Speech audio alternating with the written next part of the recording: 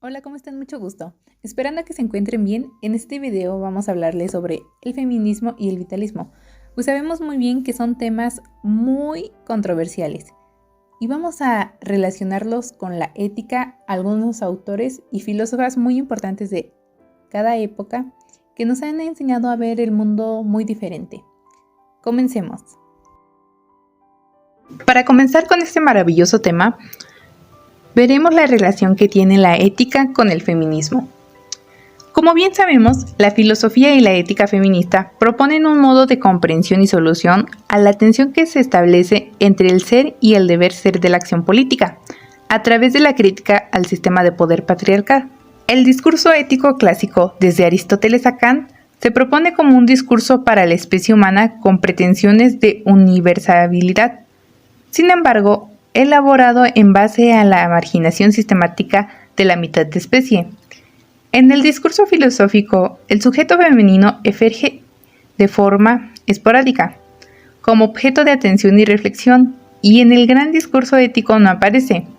En todo caso, cuando se tratan temas y problemas éticos que tocan a las relaciones entre los sexos, se les ha considerado como parte de algo llamado moral, conceptualizado entonces como distinto de la ética. Ideas que contienen ecos de las características de la vida privada del ser humano, mientras que la ética se dedicaría a temas de mayor envergadura, más relacionados con lo público. Y como en todo caso tenemos a maravillosas feministas que han alzado la voz por nosotras. Una grandiosa frase que ella menciona son que las mujeres están peor alimentadas que los hombres, tienen un nivel inferior de salud, son más vulnerables a la violencia física y el abuso sexual. Escribe la filósofa estadounidense Marta en su libro Las mujeres y el desarrollo humano. Es mucho menos probable que las mujeres estén alfabetizadas y menos probable aún que posean educación profesional o técnica. Si intentan acceder a un puesto de trabajo, deben enfrentarse a obstáculos mayores, incluyendo la intimidación por parte de la familia o del esposo, incluso discriminación por su sexo en el salario y acoso sexual en su lugar de trabajo, y todo ello sin tener recursos legales efectivos para defenderse. Defensora en su obra de Un feminismo universalista, presidió al Comité para la Situación de la Mujer de la Asociación Americana de Filosofía. Sus teorías se basan en la idea de que las personas que entienden de diferente forma el bien pueden llegar a acuerdos sobre algún principio ético universal que sean aplicables ante una situación de desigualdad e injusticia, se produzca donde se produzca. En 2012 recibió el Premio Príncipe de Asturias de Ciencias Sociales por ser una de las voces más innovadoras e influyentes de la filosofía actual, dijo el jurado, y por defender una concepción universal de la dignidad humana y de los derechos de la mujer para superar los límites del relativismo cultural. Otra gran frase dicha por una gran mujer es la de: no deseo que las mujeres tengan más poder que los hombres, sino que tengan más poder sobre sí mismas, dijo la filósofa y escritora inglesa Mary. Su libro Vindicación de los Derechos de la Mujer, uno de los clásicos del feminismo, apela a la igualdad entre ambos sexos, basándose en que el único fundamento de la moral es la razón, y esta es idéntica para los dos. Su defensa de derecho a la mujer a ser una persona autónoma e independiente se enfrentaba a la imagen habitual del siglo XX, de la mujer dócil y objeto de deseo y compañía del hombre. Considerada por muchos la primera filósofa feminista, habla de una idea del matrimonio basado en la igualdad y a la afinidad intelectual. Propone como vía para conseguirla una educación que garantice la igualdad de oportunidades para ambos sexos. Cultivó géneros muy diferentes: ensayos, novelas, cuentos, libros y viajes. Estaba menos capacitada para ellos. Mary no permitió que nadie le negara la visión de la mujer que tenía y que creía cierta. Ella murió con solo 38 años, pero se hizo un hueco en la historia del pensamiento, estableciendo las bases de la igualdad entre hombres y mujeres.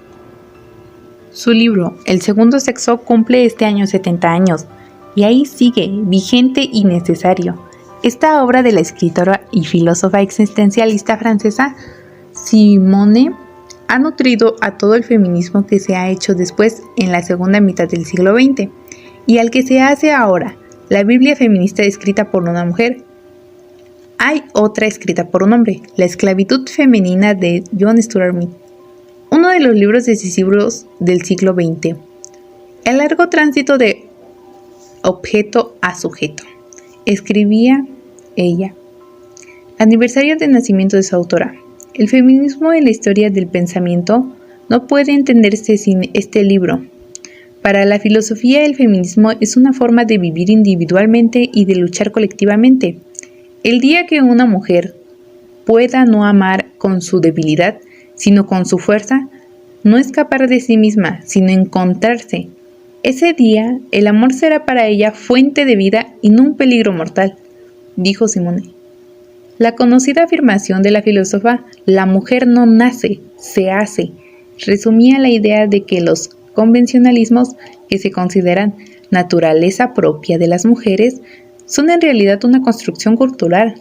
Esa formación y formulación de la base de la distinción teórica feminista entre el sexo, entendido como una realidad biológica, y el género entendido como los significados culturales o sociales que esa realidad biológica asume en un tiempo y lugar específico. Fue importante por muchas razones. La afirmación de que no hay nada en el sexo de una mujer que determine qué tipo de trabajo debería tener, qué tipo de vida debería vivir o quién debería amar. Hablando con mujeres que habían cumplido los 40, se dio cuenta de que todas tenían el sentimiento de haber vivido como seres relativos, siempre en función del hombre y con inferioridad de oportunidades y espacio con respecto a él. Así que la famosa cita se convirtió en la Declaración de Independencia de las Mujeres, a las que animaba a coger las riendas de su vida, a construir su propia esencia, olvidándose de las reglas establecidas, lo que se espera de ellas. Para ella, privar al ser humano del derecho a decidir sobre su propia vida por el hecho de permanecer y pertenecer al sexo femenino, el segundo sexo es violentario.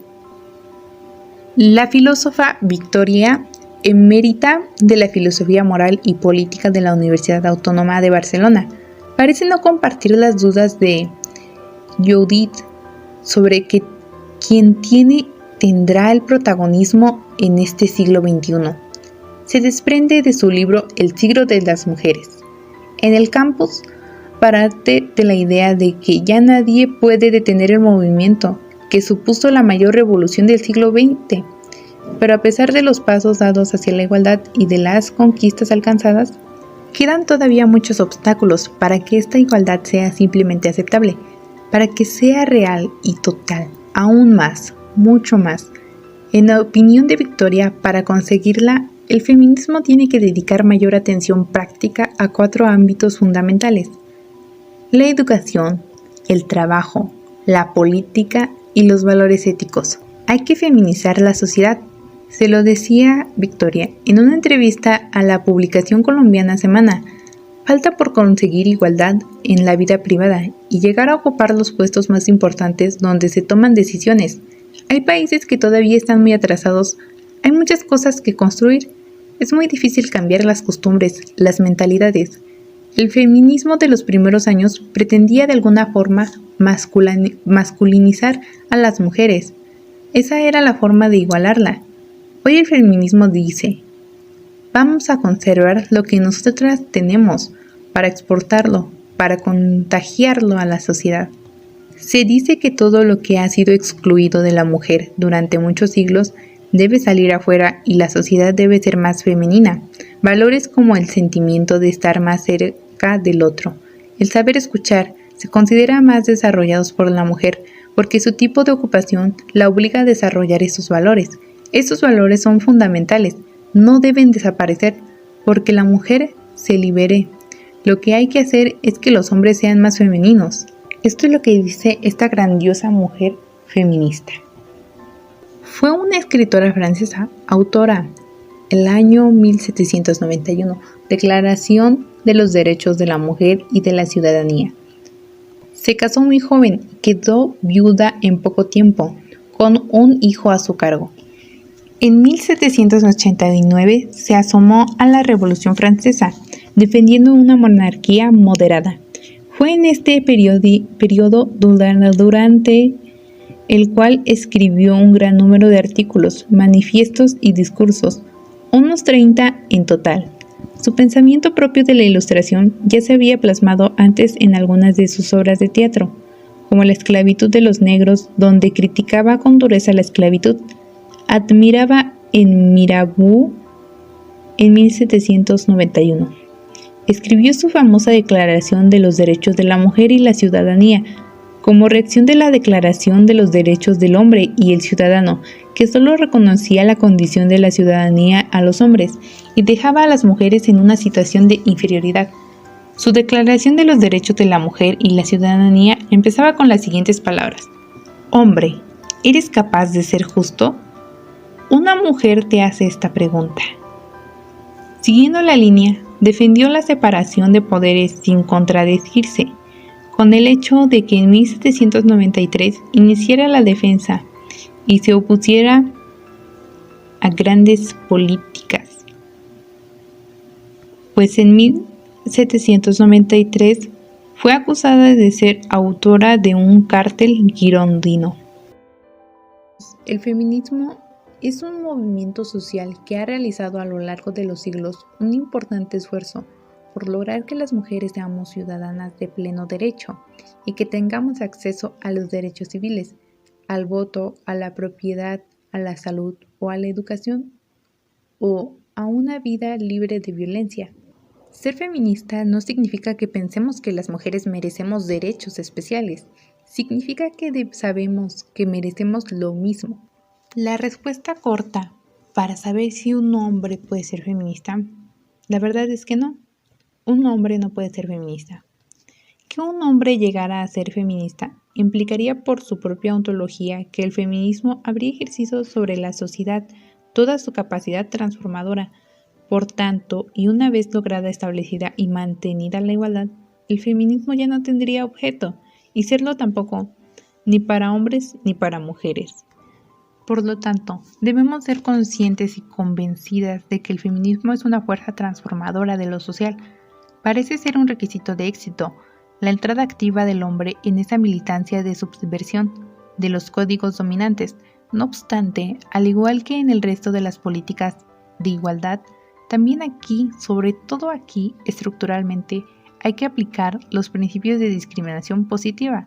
El papel del hombre debe de ser el de un militante aliado que está inscrito en el liderazgo feminista de la mujer, hasta que el sistema esté en condiciones de igualdad, y en este camino el hombre hacerse con la suficiente lucidez como para saber que intuir ocasionalmente lo que siente al ser mujer no le convierte a uno en mujer ni en feminista.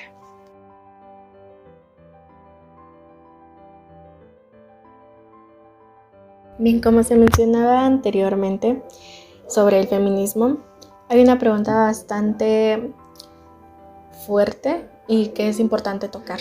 ¿Por qué hay tanta adversión al feminismo? Realmente el feminismo es un tema demasiado controversial, el cual genera bastante polémica incluso en el siglo XXI. En la actualidad todavía hay muchísimas malas informaciones sobre el feminismo, ya que tienen conceptos retorcidos sobre el tema por la falta de conocimiento sobre esto y por las ideas planteadas que la sociedad nos ha impuesto, incluyendo los grupos sociales a los que cada uno de nosotros permanecemos, los cuales nos fomentan a la mala información y a crear comentarios fuera de lugar sobre el feminismo. Por ende, muchas mujeres y hombres este tema lo toman a burla, lo toman a la ligera, o simplemente no pueden creerlo, o igual no les interesa. Se define como falta de conocimiento a una persona ignorante que reacciona y actúa desde los instintos sin pensar en las consecuencias. El conocimiento proviene de nuestros pensamientos con relación a un objeto y sujeto. No es la realidad en sí, pero sí es algo aproximado. El feminismo no es más que una lucha por el ser escuchadas, por el que se haga justicia y se respeten sus derechos. Luchar permanentemente para mejorar las condiciones de la mujer.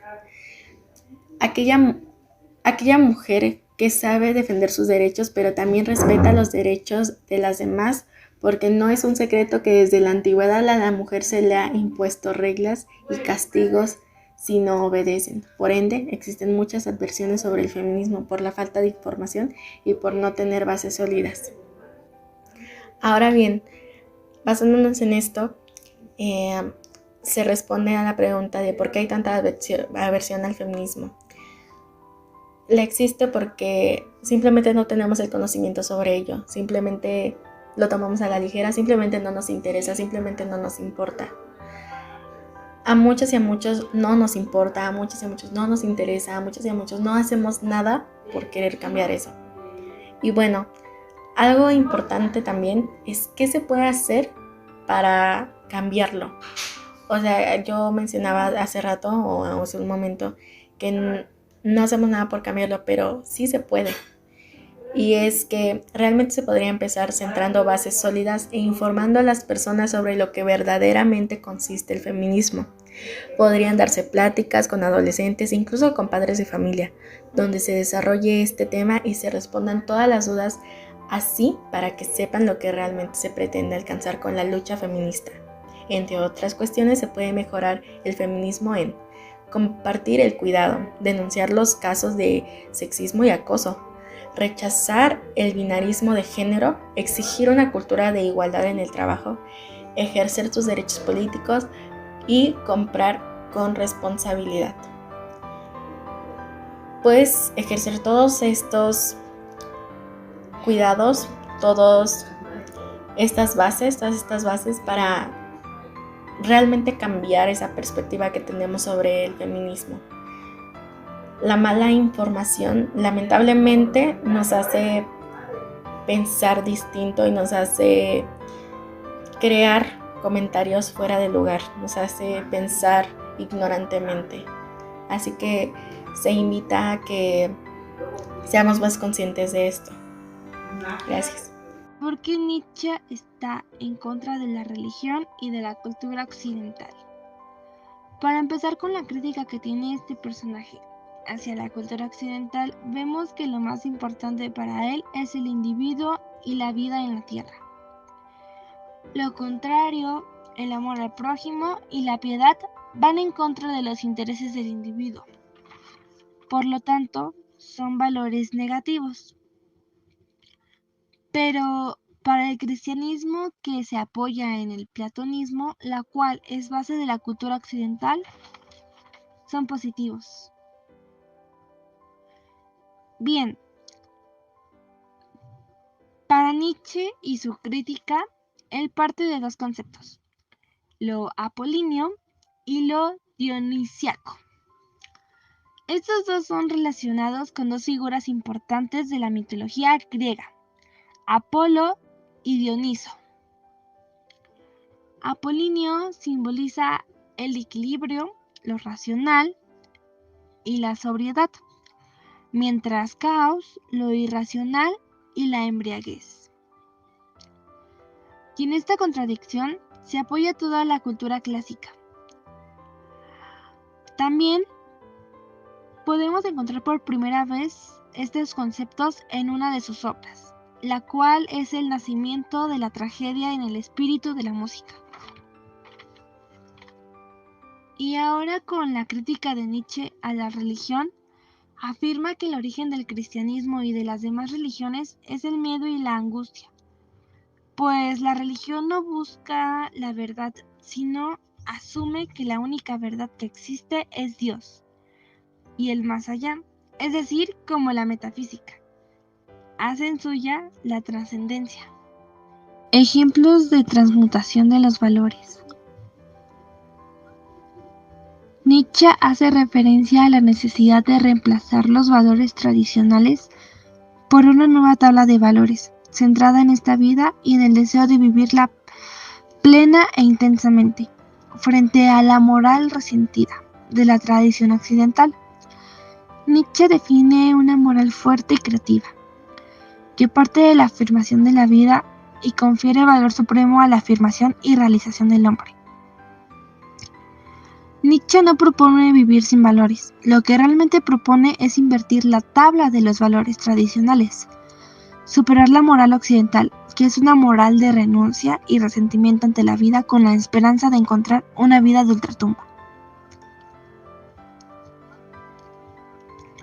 Con el cristianismo prospera la moral de los débiles, de los que quieren huir del rigor de la vida inventándose un mundo objetivo, de reposo, de justicia, de absoluta felicidad. Hay que recuperar la moral de los señores, la moral que ama lo noble, que afirma la muerte de Dios, que no teme al sufrimiento ni al dolor, que dice sí a la vida, sí a la excelencia, a la jerarquía, a lo no igualitario. Recuperar estos valores es fundamental, y en esto consiste la transmutación de valores. Poner fin a la moral de esclavos y débiles, de acuerdo a la moral cristiana que ha imperado en Occidente durante siglos. La transmutación de los valores es la superación de esta moral de esclavos, para recuperar de nuevo la moral aristócrata, y permite el triunfo del código moral del superhombre. Para llegar al superhombre, el hombre moderno debe autosuprimirse, y esta supresión pasa por 3 fases. El hombre moderno no es para Nietzsche, sino un animal de carga, como el camello cargando con su joroba. El hombre está cargado de prejuicios, de imposiciones, de obligaciones morales, de creencias falsas que le hacen gastar sus mejores energías inútilmente. Ha de romper con esas creencias. El primer paso es la transformación del camello en león. El león simboliza la destrucción de los valores establecidos, lo que creará las condiciones para la realización del superhombre. Hay que comenzar derribando la creencia en Dios, y luego acabar con los valores morales y filosóficos propios de los débiles. Aún así, con esto no basta, hay que creer algo mejor. Esto lo refleja Nietzsche en su metáfora del león en el desierto, que tras la destrucción se queda solo. La destrucción no es un fin en sí, sino un medio. El hombre ha de volverse creador de valores, que solo ante sí mismo rinda cuentas. Esto lo expresa el autor a través de la metáfora de la transformación del león en niño. El niño simboliza al hombre capaz de crear, de pensar en forma original e inocente, sin prejuicios ni concepciones heredadas, capaz de vivir la vida como descubrimiento y como juego, y no como renuncia o sacrificio. Como niño del superhombre tendrá la mirada pura, no contaminada por ilusorias creencias, y su principal objetivo será vivir la vida como un juego intenso, que hay que apurar a fondo.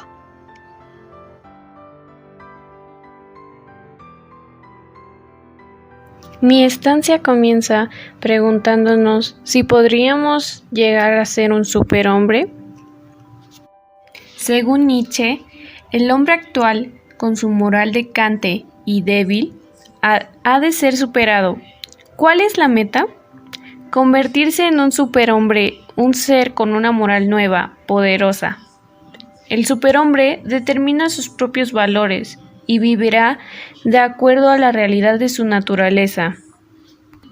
El superhombre tendrá virtudes como la fortaleza, la determinación, la pasión y la crueldad.